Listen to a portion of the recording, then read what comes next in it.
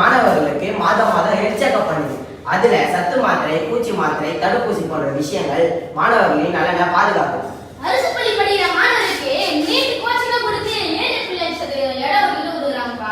ஆமாடா, நான் கூட நிறைய விஷயம் கேள்விப்பட்டிருக்கேன். வெளியூர்ல இருந்து நம்ம ஊர்ல தான் படிப்பு, பாதுகாப்பு, பசுமை, பாரம்பரியம் இதெல்லாம் நல்லா இருக்குன்ட்டு நம்ம ஊர்ல இருக்காங்க.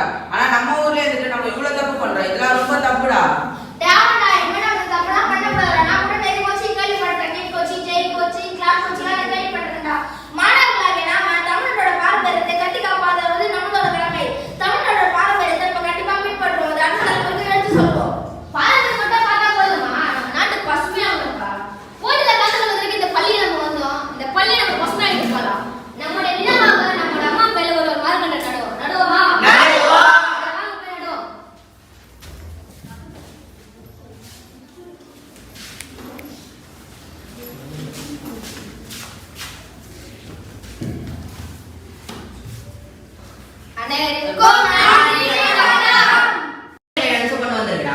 அது மட்டுமா, தமிழக அரசு மாணவர்களுக்கு மாதம் ஹெல்த் செக்அப் பண்ணுது.